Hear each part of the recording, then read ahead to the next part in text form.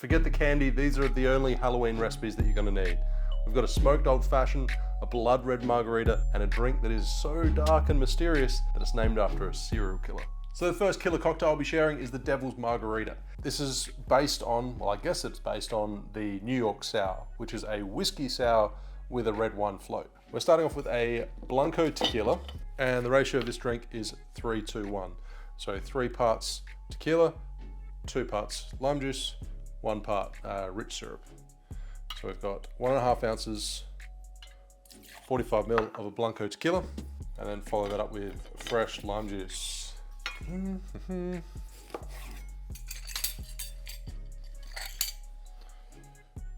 So 1 ounce, 30 ml of fresh lime juice, and follow that up with half an ounce, 15 ml of a rich syrup. So 2 parts sugar to 1 part water.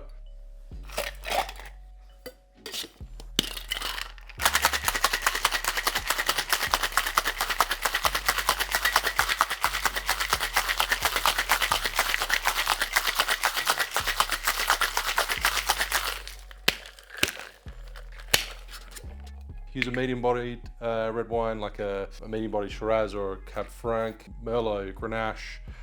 This particular one is a blend of Cab Sav, Shiraz, and Merlot. All right, that is a great looking drink. That looks very cool. Very on theme. If you serve these to your guests, people are gonna love it. Well, let's taste it first. The Devil's Margarita.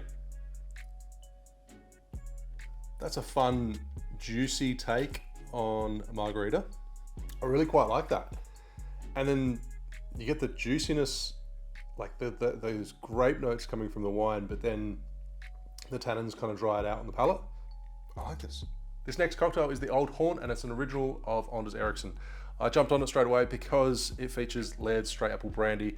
I've only just got this on the bar for the very first time. I haven't been able to find it in Australia.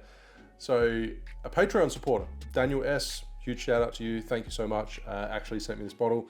So as soon as I saw the recipe on Anders' channel for his Halloween video, I had to steal it and make it straight away. I've tried a few of Anders'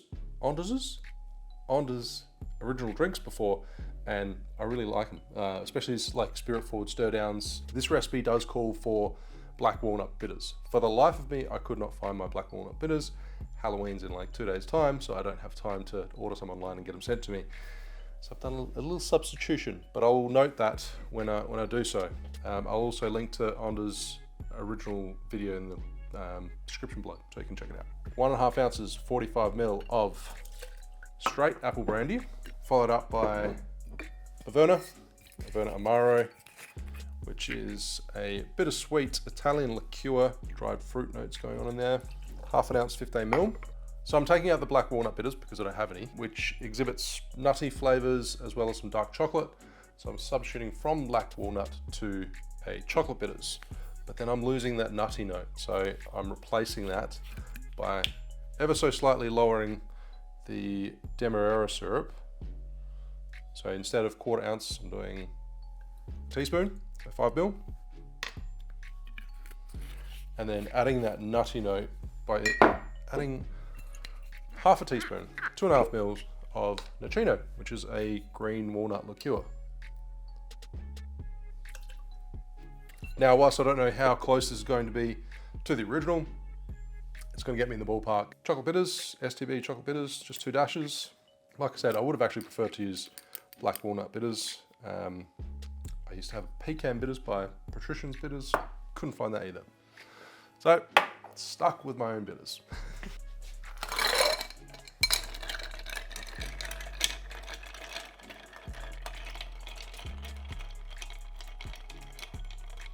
If you haven't seen this before, there's a little electronics cocktail smoker. I did a little review on this recently, which you can check it up here. But smoked cocktails at the press of a button. It's pretty cool.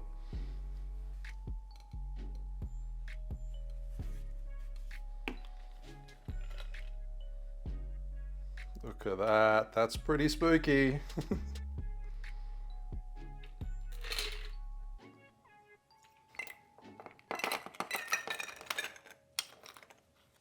express orange oils over the top, and discard. There we have the Old Haunt by Anders Erickson. Cheers.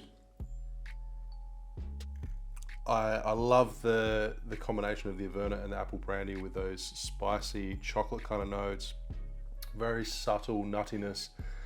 The smoke is just right. Smoke can kind of overwhelm sometimes. It's really apparent on the nose, not so much on the palate, but it's still there, but it's not overwhelming. It's got a good balance. I really like that. Delicious drink. Great job, Anders. And another shout out to Daniel S for sending me this bottle of straight apple brandy. Appreciate you. Thank you very much. If you guys do enjoy the content and you want to support the channel, just head over to my Patreon page, which is linked in the description below. Okay, so this drink, the Bible John, was named after a serial killer based in Scotland, in Glasgow. I think he killed a bunch of people in like the 1950s, 1960s, but enough about that. Let's get straight to the drink. Nice, easy recipe to remember. It's a 3-2-1 ratio. So starting off with a blended Scotch whiskey and measuring out 1.5 ounces, 45 ml. Campari, 1 ounce, 30 ml.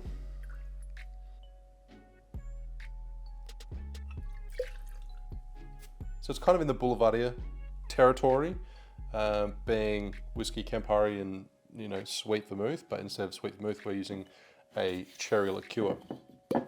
So 1/2 ounce, 15 ml of cherry Heering.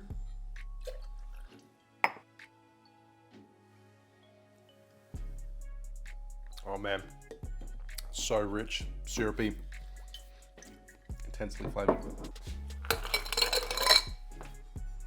I mean, this drink is named after a serial killer, so it's kind of on theme already, but because of the Campari and the cherry Heering, it's a really intense blood-like color.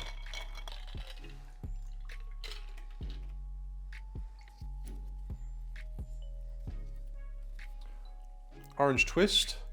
Then we're going to finish it with a spray, an atomizer spray. Check out these in the link in the description below. These are really cool, very handy to have. A spray, a misting of Laphroaig, which is an Islay single malt, so you get those peaty, smoky kind of notes to it. You can line the glass with the spray if you want, or you can just put a few drops in the glass. But this here is really gonna give the aromatics and let it sit on the top of the drink. So yeah, if you want to, if you prefer the flavor, you can incorporate it into the drink itself. You can put a bar spoon, however you like, but yeah, that peatiness is just very apparent. Nice and citrusy too.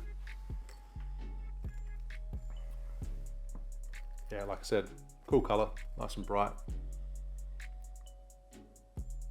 Obviously there's a full ounce of Campari in there, but I feel like the richness and that cherry note from the cherry Heering really like restrains it and pulls it back. If you're a Boulevardier fan, but you like a peated whiskey as well, this is your cup of tea.